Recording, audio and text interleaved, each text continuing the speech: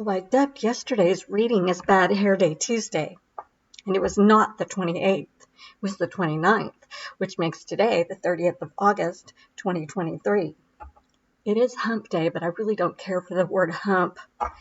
I'm calling it Elizabeth Taylor Lookalike Hair Day. Don't get me wrong, I'm not comparing myself to Liz Taylor. She was beyond beautiful. Man, those purple eyes, she was amazing. I know it's my hair. You see, I've worn it long and straight since 2000, which was a throwback to the 70s. Then a few weeks ago, I cut it myself. Snip. And now when I fix it, it ends up looking like Liz Taylor's from the 90s. I'll have a link below that you can go look and see for yourself. Anyway, I hope you'll find today's reading fun. The book, The Seventh Son, is a contemporary with ties to Regency England by way of a curse set on the villain in the Marquis Mystic. It's an enemies to lovers tale with some fantastic suspense weaved in. This is in parts the opening scene. Incidentally, I expect lots of fake wine drinking today. Today's wine, Bitch. I've had it since 2014 or so. It was a birthday present. Australian and pink. And I love that. Oh, and I have tea. Okay. That was her. The worst art critic, Alistair Spears, 11th Earl of Griston, also known as Jess Aldous in the art world, had ever had the misfortune of having linked to his name. His work. From behind, Peyton Mackenzie looked nothing like her scathing words would indicate. He'd expected to see long and dark stringy hair topped with a black pointy hat. Instead, a chaotic bob of dark curls rested just below her nape. The cut drew his eyes to a slender waist and a gentle flare of hips. Such enticing perfection infuriated him. The sound of her laughter breached his eardrums from across the small gallery.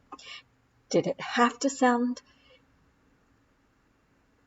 of a throaty, sultry quality, reminiscent of Esmeralda who haunted the halls of Notre Dame before the notorious fire had destroyed the landmark? That was a tough one. No such luck. It more resembled the soft tinkles of tiny ice cubes, gently dropped into a fragile glass, softer still as her laughter faded like fizzing champagne bubbles rising to the top in its delicate flute. A string of withering insults that bordered on defamatory over the course of her burgeoning career seared his brain like a bad tattoo indelibly linked onto his forehead, every ounce of his aristocratic heritage deserting him as he swallowed his growl of frustration before it erupted in the form of an ancient warrior cry on the attack. Artist Lover's Digest, January 2016. The art world is being turned on its head. The reason? Jess Aldous' work depict a period in history most Europeans would dearly love to leave behind. Subjects of slavery and murder here we go again. Dominate each and every watercolor. One must wonder why he has not seen fit to offer anything more creative than images seen and done time and again. I've yet to experience the depth of color needed to bring, dare I say, art to life. Does the man have any modicum of talent? Perhaps an ability to tap into an inner eye? If you run across an Aldous, I suggest you keep running. On the other hand, S.C. Beck splashes the world with her abstracts brightness. They are worth her exorbitant prices. Peyton Mackenzie. The Art Lover's Journal, November 2017. Are you a lover of history, of dashing works filled with excitement and adventure? Check out the exhibitions at the USC Fisher Museum of Art in Los Angeles. The Elizabeth Holmes Fisher Collection will steal your breath with stellar works that include 17th and 18th century British portraits.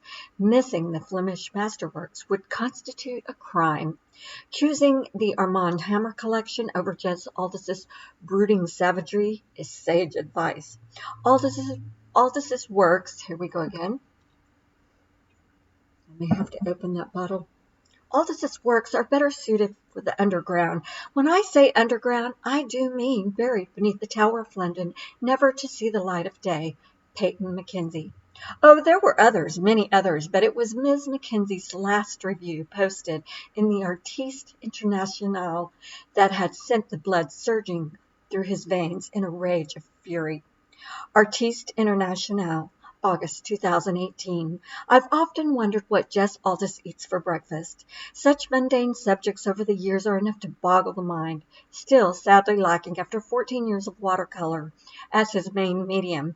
Perhaps Mr. Aldous might consider advice from a Yale MFA alumni on selecting a different way to express his disgust of humanity. Pottery comes to mind. Peyton Mackenzie. Thank you. So, those are my art critic, Peyton Mackenzie, of Jess Aldous, aka Alistair Spears, Earl of Griston. So, as I said, it's a little bit dark. It's dark. Yep, dark. Suspenseful. But there's a quest, and it's really fun. Man, I wished I had purple eyes. Okay. Enjoy your wine. Can you see that? It's pink. It almost goes with my dress today. Tea. Happy reading and happy Liz Taylor lookalike hair day, Wednesday, August 30th.